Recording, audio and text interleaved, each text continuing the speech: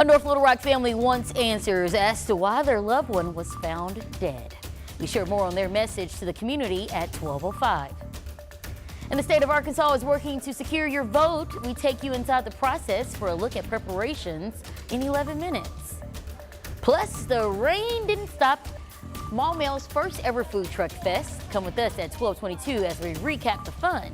THB 11 News at noon starts now.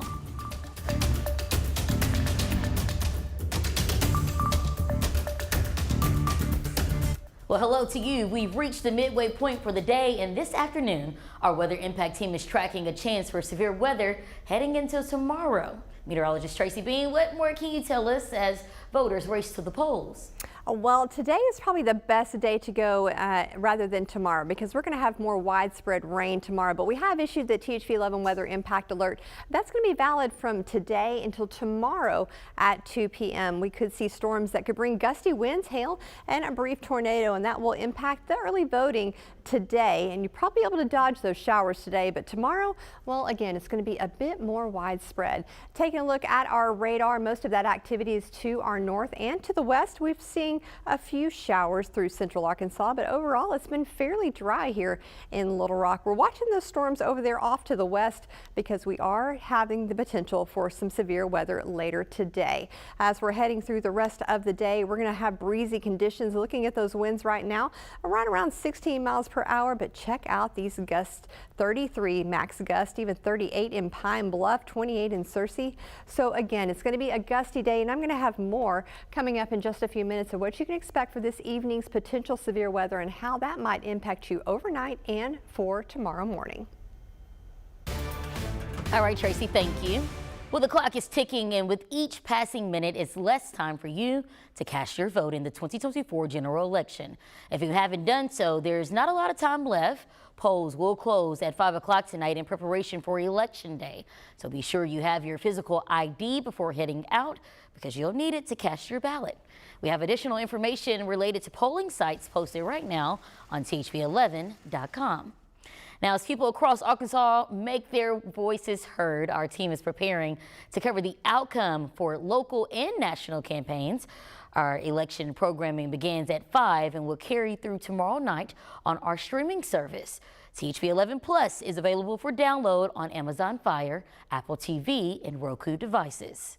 Now, in the race for president, both candidates are using the little time left for last-minute voter appeal.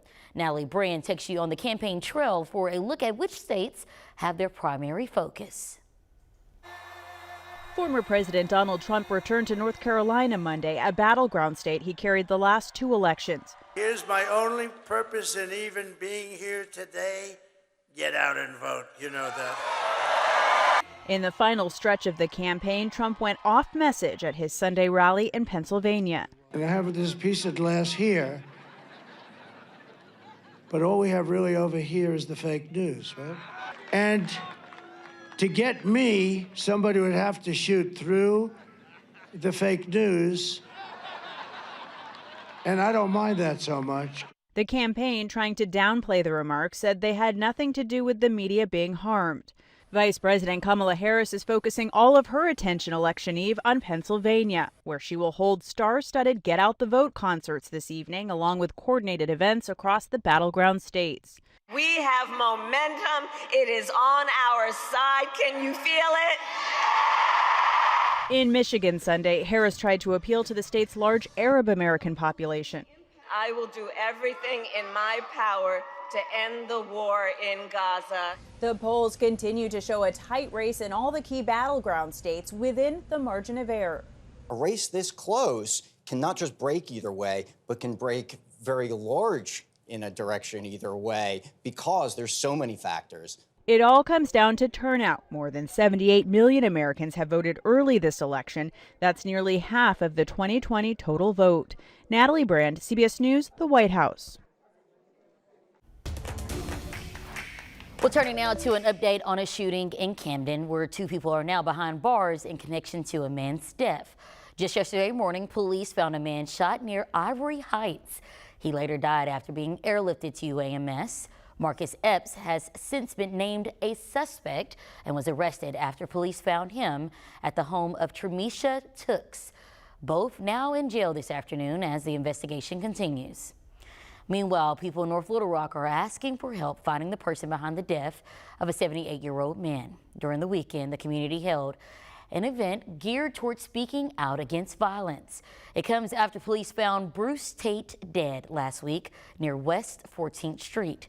Since then, Tate's family attended the event with hopes of finding answers and remembering their loved one. He was a husband for 43 years, a father to 4, a godfather, a grandfather, a great-grandfather, a brother, an uncle, a neighbor, a friend. He would give you the shirt off his back.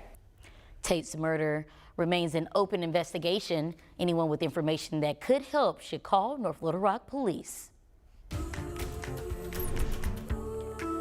Turning now to Franklin County in Northwest Arkansas, where residents are still grappling with the idea of a new state prison going up in the area. We first learned of the plans to build a new prison in Franklin County last Thursday.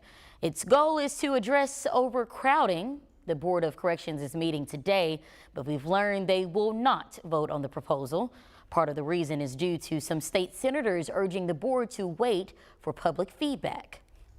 But you know, there's the way and the way you go about it. And the way this is going about it, this is like something out of a communist country that all of a sudden you're going to wake up and you're going to have to be forced to take this.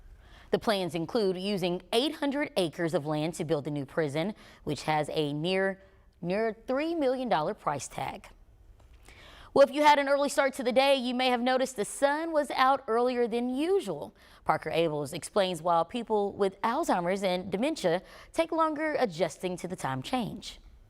Fall daylight saving time can be a time to catch up on some much needed sleep. However, for those suffering from Alzheimer's and dementia, it can cause a lot of confusion. This can really accelerate disorientation that comes with sundowning, and that can last for weeks in the next weeks and months ahead.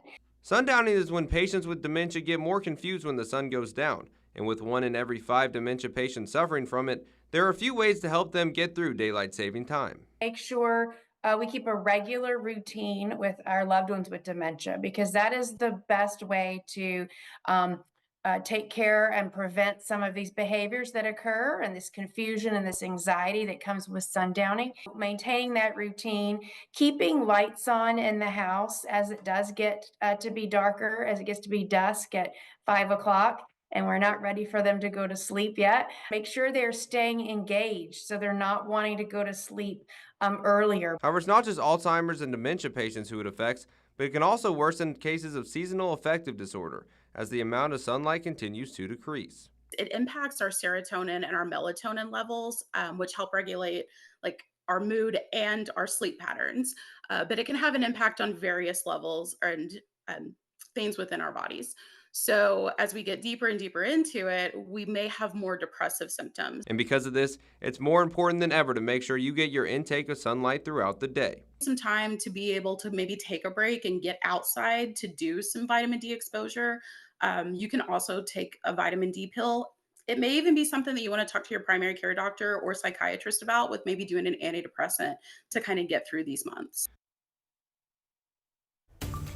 It's a somber day for the world of music as the death of Quincy Jones takes the industry by storm. We take a look back at the most memorable moments of his life at 12:17. Mostly cloudy skies out there right now, but a few showers are starting to push in, especially off to the west. We have issued a Teach V11 weather impact alert. I'll have more coming up right after the break.